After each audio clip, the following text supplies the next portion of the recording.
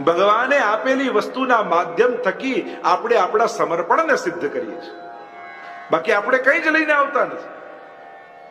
અને એટલા માટે સૌથી શરૂઆત જ નમામી શબ્દથી કરી. નમન કરીએ છીએ કઈ રીતે?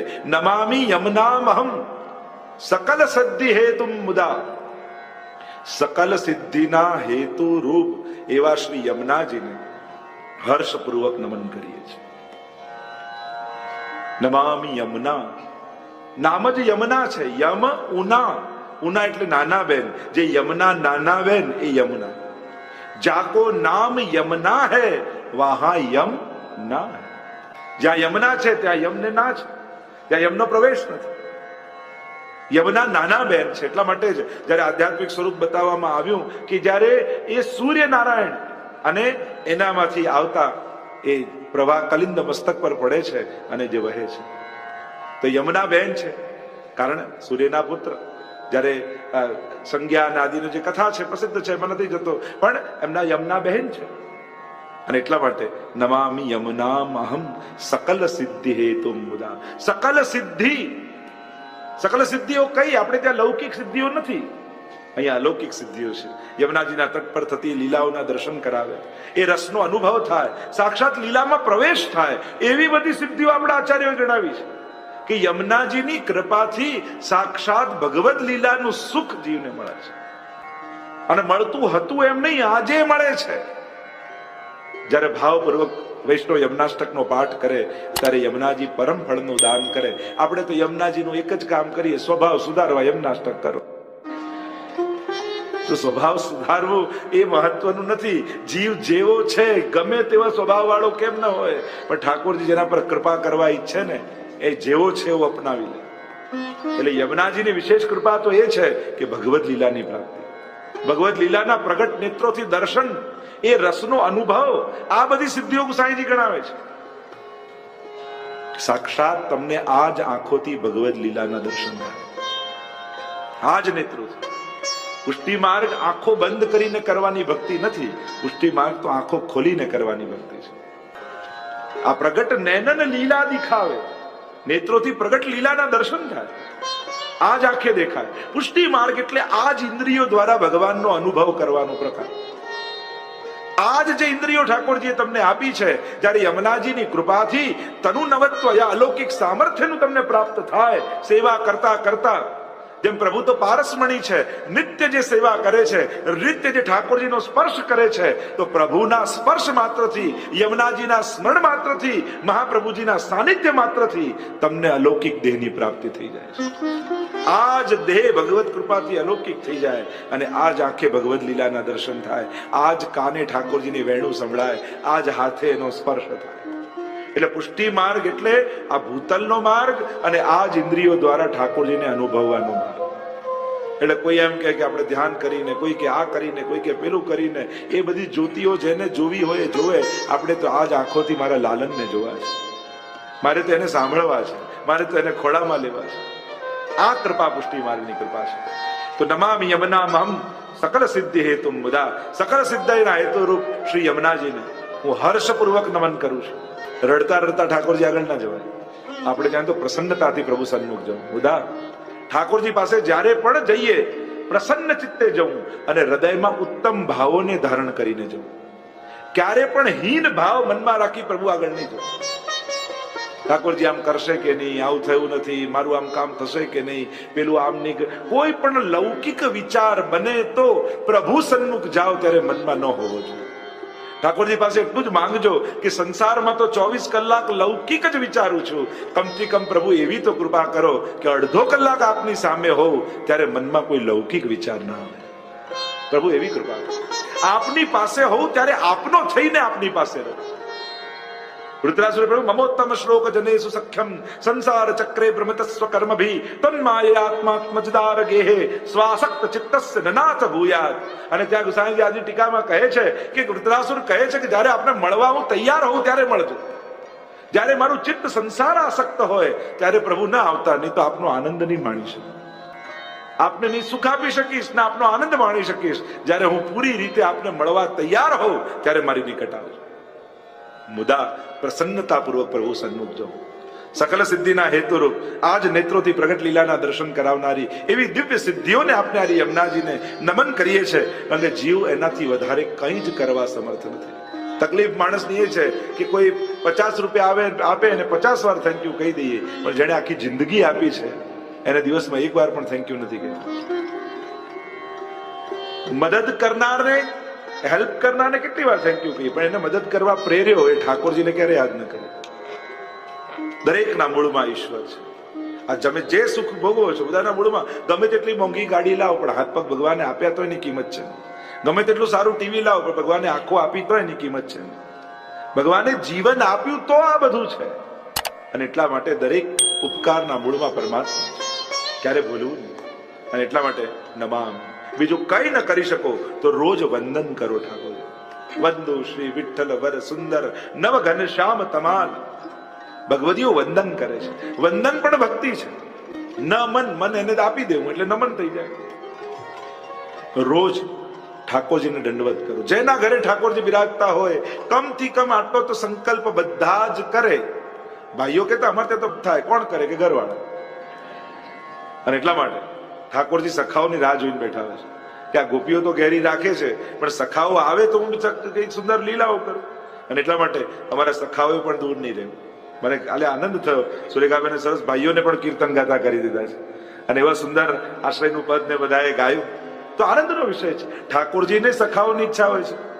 અને એટલા માટે ઘરે બિરાજતા ઠાકોરજીના બીજું વધારે કંઈ ન કરી શકો તો ચણસ્પર્શ કરવાનો આગ્રહ, દંડવત કરવાનો આગ્રહ જરૂર. અમે તો ઓફિસ જઈએ ત્યાં સુધી ઠાકોરજી જાગ્યા નથી હોતા, વાંધો નહીં. સૈયા મંદિર પાસેથી તમારે ઝારીજી વડા કરી લેવા, નવા ભરવા, સિંહાસન પાસે પધરાઈ સિંહાસનને દંડવત કરીને પછી જવું તો તમારી ઝારીજીની સેવા આપમેળે આવી જાય. આપણે દૂર દૂર બેઠકીઓમાં ઝારી ભરવા જઈએ પણ ઘરે બિરાજતા ઠાકોરજીની ઝારી ના ભરી, એનું પણ એ જ ફળ છે. ઘણી વાર લોકોને એવું હોય કે દૂર હોય ને ત્યાં ભગવાન મોટા હોય. લોકો આમ બદ્રીનાથ જાય, હિમાલય પર ચડે, ત્યાં એમ લાગે અહીંયા ભગવાન મોટા. આટલી તકલીફથી આવ્યા ને આપણે, અને ઘરે સરળતાથી મળ્યા છે તો કે ભગવાન ના. અને એટલા માટે જો મહાપ્રભુજી પધરાવ્યા અને ઘરે આવો લાભ મળ્યો છે તો શા માટે વંચિત રહેવું આપણે? એ સુખનો એ આનંદ કેમ નહીં માણવો? અને જેટલું પ્રભુ નિકટ જશો એટલું તમારું સૌભાગ્ય ખીલતું જશે. કારણ કે સૌભાગ્યના દાતા ઠાકોરજી છે. તમે ગમે તેટલો પરિશ્રમ કરો, ગમે તેટલો સારો પતંગ લાવો પણ પવન જ ન હોય તો ચડે? હાથ દુખી જાય પણ ના ચડે. પણ સારો પવન આવે તો ફાટેલા ચડી જાય. તો ઠાકોરજીની કૃપા આવે ને તો આપણા જેવા ફાટેલા પતંગો ચડી જાય. અને એટલા માટે પ્રભુનો આશ્રય, પ્રભુની સન્મુખતા છોડવી. મહાપ્રભુજીએ છેલ્લે જયારે લીલામાં પધારતા હતા ત્યારે શિક્ષા શ્લોકી બધાએ વાંચવા જેવી છે. સ્પષ્ટ આજ્ઞા કરી, યદા બહિર્મુખાયુયમ ભવિષ્યત કથંચન તદા કાલ પ્રવાહસ્તા દેહ ચિત્તાદયો. જો તમે બહિર્મુખ થયા તો આ કાલના પ્રવાહમાં વહી જશો. તમને કોઈ નહીં રોકી શકે, કોઈ બચાવી નહીં શકે. ઘણો કે ઠાકોરજી પધરાવી તો ડર લાગે, અપરાધ થાય. અરે ઠાકોરજી નથી ત્યાં સુધી ડરવાનું છે. ઘરમાં બચાવનારો આવી ગયો, હવે ડરશે નો. જેના ઘરમાં બચાવનારો નથી એને ભયભીત રહેવાનું, પણ જેને બચાવનારો ઘરમાં આવી ગયો હવે ક્યાંથી ડરવાનું?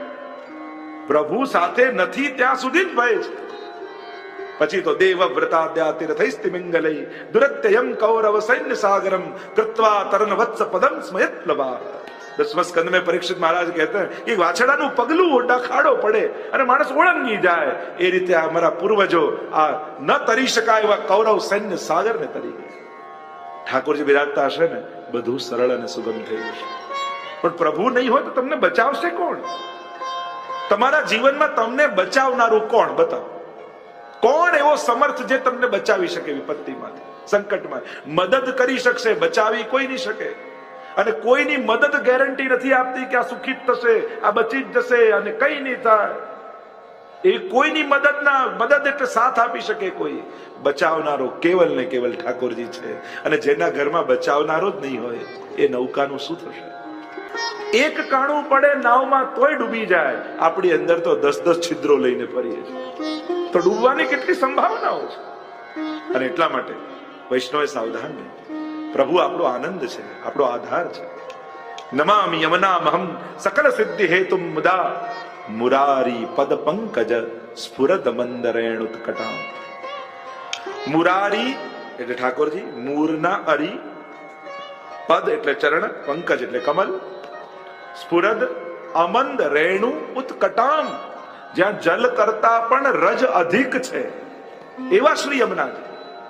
એ યમુનાજીના પ્રવાહમાં ભલે જલના દર્શન ન થાય પણ તટમાં પણ દંડવત કરીને આવો તો યમુનાજીને દંડવત બરાબર છે. એ રજમાં પણ યમુનાજી બિરાજમાન છે. અને જ્યાં જલ કરતા પણ રજ અધિક, અને રજ પણ સાધારણ નથી. સાક્ષાત ઠાકોરજી, ગોપીજનો, ગાયો, આ બધાની રજ એમાં બિરાજમાન છે. એટલે રજ પણ દિવ્ય છે. પણ કોની રજ છે? કે મુરારી પ્રભુ.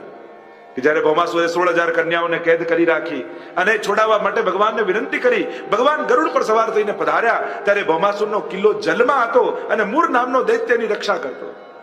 ભગવાને મૂરને માર્યો અને ભગવાનનું નામ પડ્યું મુરારી. એટલે કે ભક્ત અને ભગવાનની વચ્ચે જે પ્રતિબંધ છે એની નિવૃત્ત કરનારા એ મુરારી ઠાકોર છે. એ મુરારી ભગવાન છે અને એમની ચરણ રજ છે. એટલે કે એ રજ તમે ગ્રહણ કરો તો તમારા જીવનમાં પણ ભગવાનને મળવામાં જે કાંઈ પ્રતિબંધ આવે છે એ આ રજ માત્રથી નિવૃત્ત થઈ જાય છે. એ રજનો સ્પર્શ કરો, ગ્રહણ કરો કે મસ્તકે લગાડો, એ રજનો સ્પર્શમાં અરે ચિંતન કરો. ચિંતા સંતા નહંતારો યત પાદાંબુજ રેણવઃ.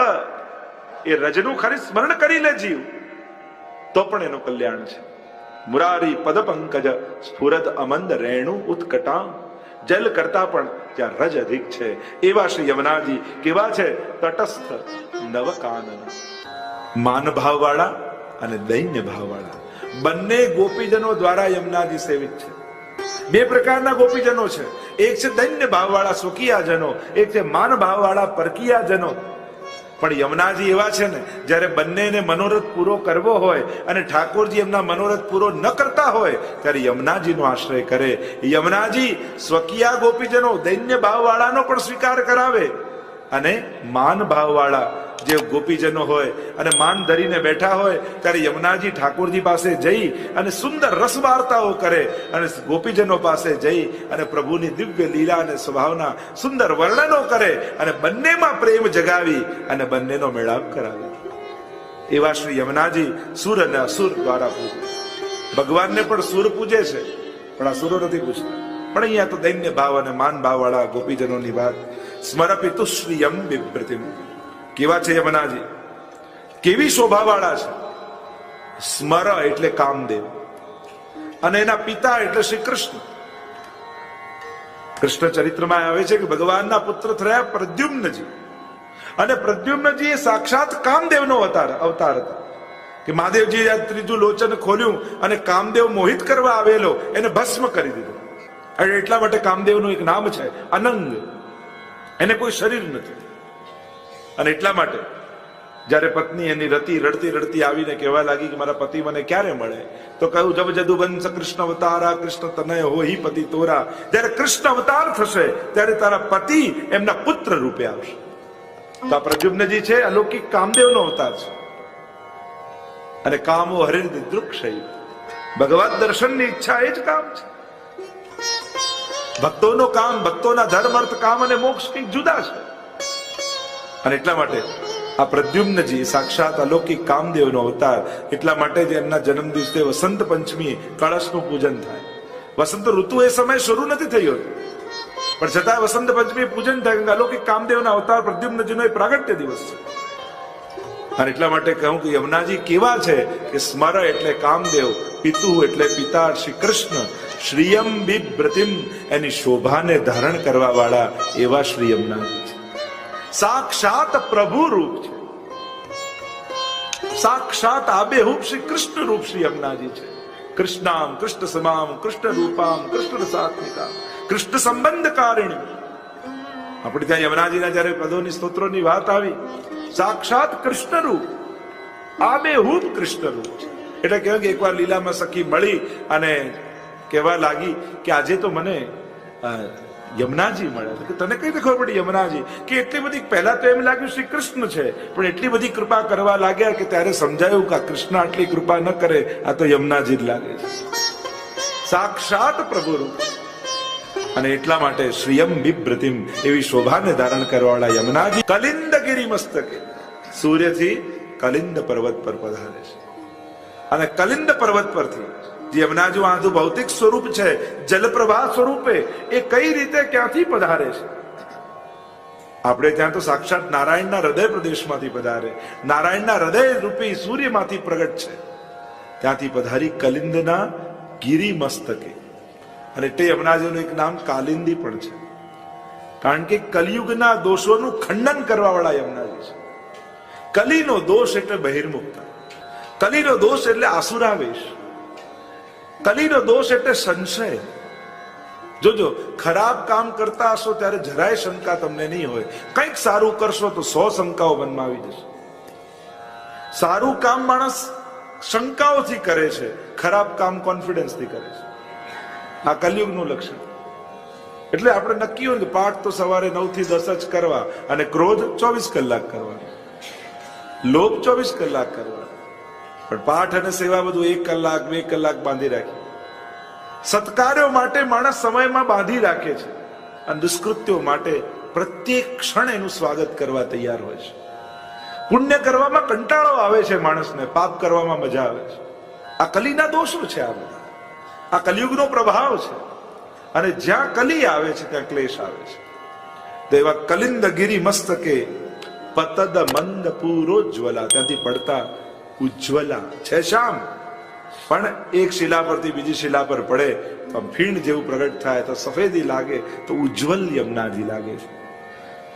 વિલાસ ગમનોલ્લસત, વિલાસ પૂર્વક ગતિ કરતા, પ્રકટ ગંડ શૈલોન્નતા, અને એક શિલા પરથી બીજી શિલા ઉપર કૂદતા, સઘોષ ગતિ દંતુરા, અવાજ પૂર્વક ગતિ કરતા, અવાજની સાથે ગતિ કરે છે. માનો પિયને મળવા માટે વ્રજમાં જવું છે એટલે ગીત ગાતા ગાતા આગળ શીઘ્રતાથી જાય.